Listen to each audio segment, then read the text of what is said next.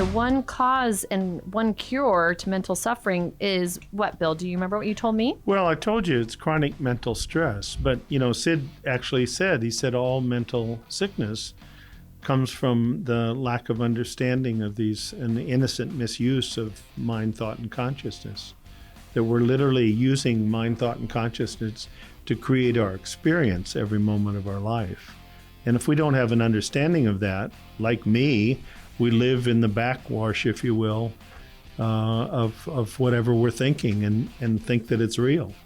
Like, for example, point A of your sheet here says, I thought others made me angry. I did. And isn't that such a common belief by many people walking around is, oh, that person makes me so angry. Right. But in fact, it's not them making me angry. It's what? It's me. I came to realize that I had the anger machine metaphorically in my back pocket.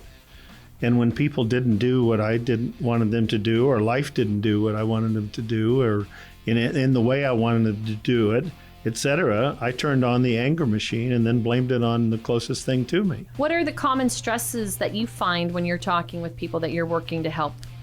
Well, see, it's difficult to talk about, especially in a short period of time, Rebecca, because what we have adopted in our culture, the word stresses. There's no such thing. Life has challenges. Right. But that doesn't, we give them power to be the stress. And so depending on our level of understanding, some people take on 5 units of stress from every 100 units of challenge, and some people take on 98 units. So isn't that kind of like that whole concept of life is 10% what happens to you and 90% how we react to it?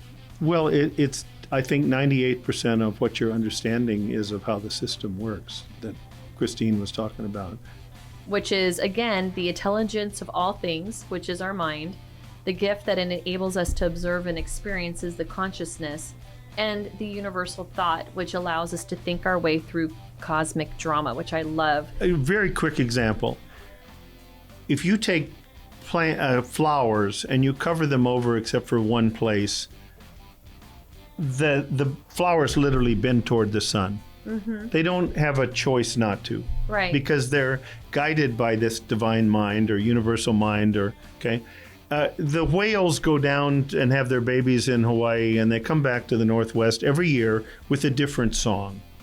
The adolescent ones don't pick up Tupac off one of the cruise ships and say, I'm going to do that song. Right. They all have, again, you could go through nature 1,000 examples because they're guided by this universal mind.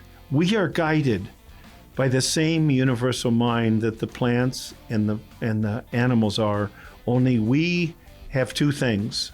We can know what we're made of, and we can listen to our own thinking instead, as Chris said. The trolls in Frozen 2 say, if everybody even knew this, there's a song called The Fixer-Upper from the Trolls, and they say, nobody makes good decisions when they're angry, scared, or stressed.